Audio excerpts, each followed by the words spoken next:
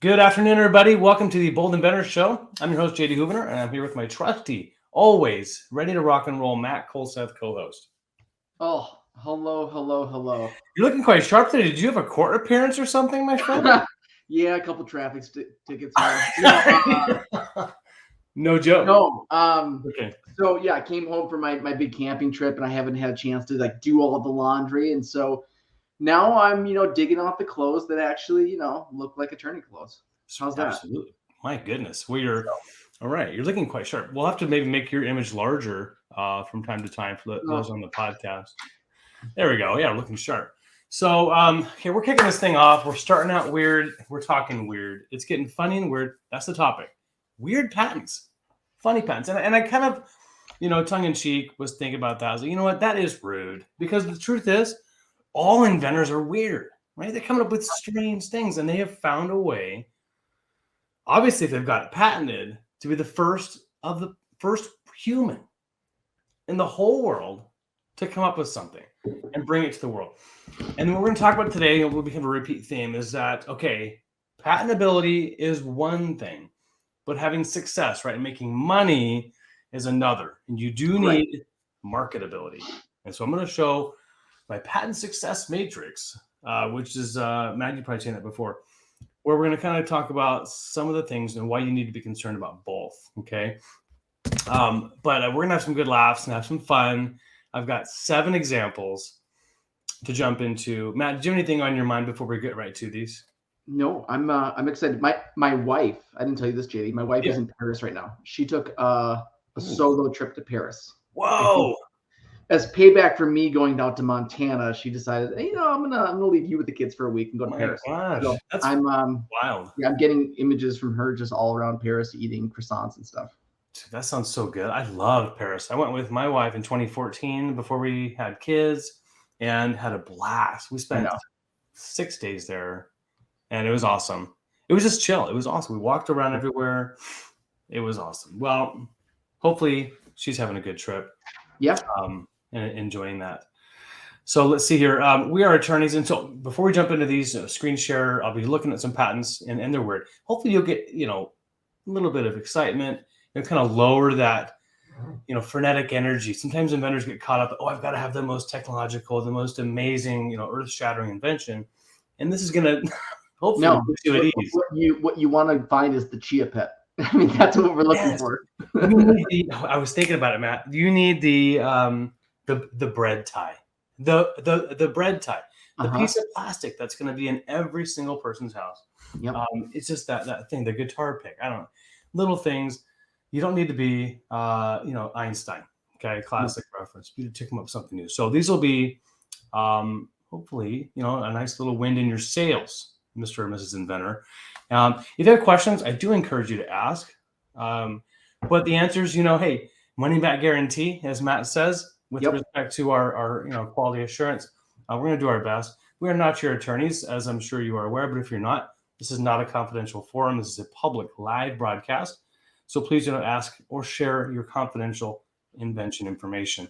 If you do have something to share, I will provide a link later today where you can book a free discovery call with our good buddy Dallas, who is our intake and client success manager. The best. He's the bomb. Don't forget trademarks. It's not just about patents here. Maybe we can do a weird trademarks day. Have you compile, some fun. Yeah, I would love to do a weird trademarks day. Okay, good. Isn't that every day? Okay. Most days. Especially today. Let's just get right to it, my friend. All right, we're sharing my screen. I'm going to share the whole thing. Oh, no, I'm not. That would get me in trouble. So this, as advertised, I want to show. What do I want to do? I want to show this one. This was on the cover. Drum roll. Pantyhose garment with spare leg portion. Huh? All right. Whoa. Let's go to the drawings first. We did this for football, and this is so good. When I first saw this, I thought, oh my gosh, are 2 people getting in the same pantyhose? But then there's only 3. And then things started getting X-rated in my mind. And then, no. This was brought actually to our whole law firm team meeting for a couple chuckles. But it was explained that this is for the most part, women's pantyhose. Okay. Concept is if you get a run in the leg, you familiar with that, right? Oh yeah. I Okay. mean, You just whenever I wear pantyhose, I always get those on my legs. So you simply dash into the restroom, tuck in, and wrap around your waist the one that has the run in it, and stick your leg down the new one. okay, So practical. you have to All carry right. a bit of extra fabric, but they had to get around some prior art. I mean, you can see this is going to be bulky. I mean, you're not going to be wearing anything skin tight and get away with that. You see the crotch absorbent pads. So as we get down toward the bottom, they had to limit the claims. My goodness. Said panty member constructed by stitching panty waist sections. Oh, here, excuse me. Claim number 1. We're talking about a pantyhose garment with a spare leg portion comprising a panty member having 3 absorbent crotch members. My gosh, that's a lot. When two's not enough. When 2, that's perfectly said. Moving along, I this is like it. 1998, and so what's good news for you, Matt, being a pantyhose wearer, this is now completely open to the public. This is past its 20-year expiration. Anyone can go and make a 3-legged pantyhose. Yes, you can make, use, sell, completely exploit this technology. Yeah. And it's actually maybe less known. So I'm hopeful that Annette Pappas was able to make some money out of that. But I will say it's got some practicality, I bet. Yep. Yeah. And I was saying there's a lot of prior art, and the fact is I'm wrong on that. I mean, the examiner's job is to find anything that's even remotely close. And they only came up with 5 references and 1 foreign patent document. That tells me this thing is unique. Okay, let's go to the next one. As advertised again. Let's do it. We're rocking and rolling. Keep an eye on are you able to see the questions come in if we have any? Yeah, I should be able to. Okay, keep an eye on that. This was on the front cover as well. Okay, I know you're a pet owner here. Yeah. What is this? Is this to keep water out of dogs' ears when they get wet? Well, let's take a look, actually. Protecting the ears, especially long-haired dogs from becoming soiled by the animal's food while animals eating. Okay, so if you got a pig dog and this device, it looks like it keeps the dog's ears pinned back so they can't get their food in their ears. Yep. It is weird. It looks like gosh, that's weird looking. It looks like, do you know the when people used to have like that device or that helmet thing or hat that people wear, that had like the 2 beer cans on the side, right? Yeah, of course. It's like that, but the beer cans are turned horizontal. I wonder where that's for the inspiration. I mean, can you imagine every time you go feed your dog and you try to get it strapped onto this, it's just panting and just slobbering everywhere. Ludicrous. No one's going to use this. Gosh, the dedication you'd have to have. I suppose perhaps show dogs, those that are extremely well trained. Oh, how uncomfortable. It looks like there's a chin strap even. Yeah. How embarrassing for the dog, Oh, there it is. Yep. You thought the cone to shame was bad. Look at this thing. This is in the realm of like the OptiGrab, right? Yeah, definitely. This is okay. This might win some award. That was back in 1980. So again, that is fair game. This one, however, is how I woke up this morning. This is how on my bed, I have the set of 100 chimes.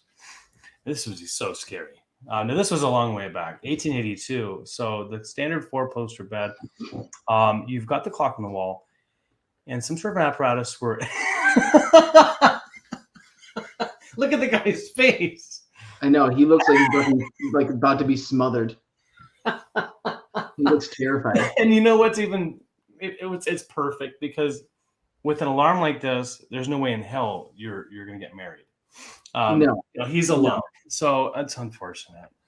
I don't know. It is quite. This qualifies as some sort of birth control device. I mean, this would have to be a last resort. A last resort of where you're talking about you just can't. Your alarm, you're not able to hear it. Yeah, maybe it's hearing impaired.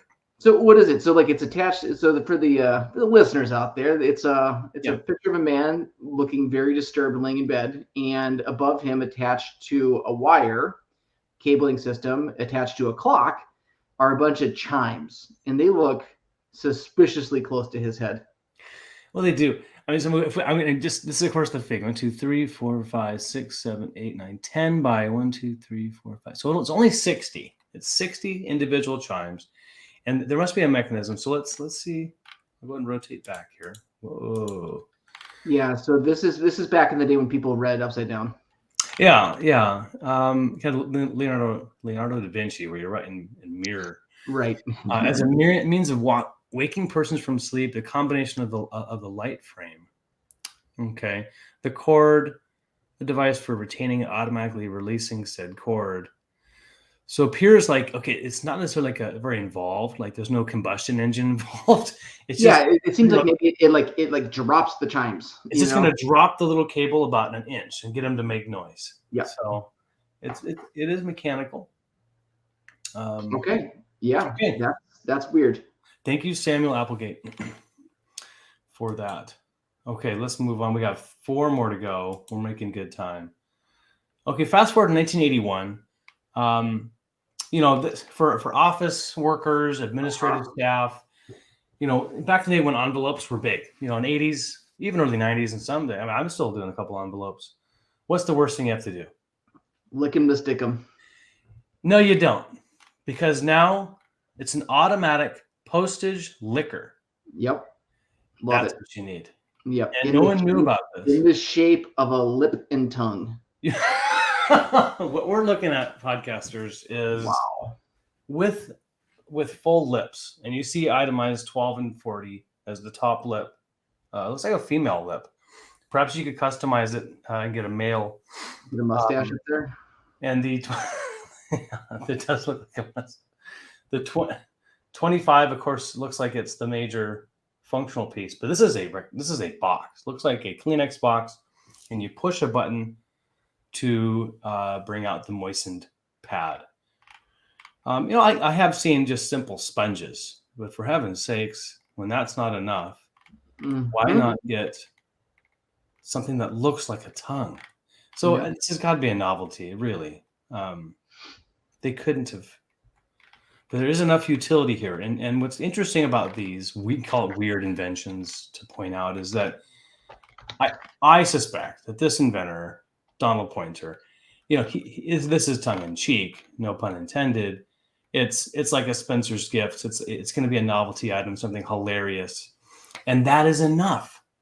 Entertainment is enough to meet the utility requirement for patentability and eligibility. So very cool. Of course, it has to be mechanically and structurally, however they're claiming it, unique, novel, and non-obvious. But no idea too dumb. Right. I mean, your own human tongue does this, right? But this is because it's funny.